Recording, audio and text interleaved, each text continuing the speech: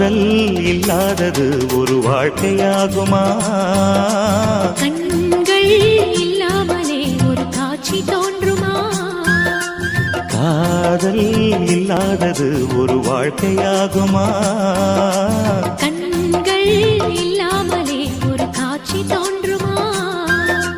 பெண்ணை தொடாதது ஒரு பெருமையாகுமா? முத்தம் சிந்தாமலே அது முழுமையாகுமா?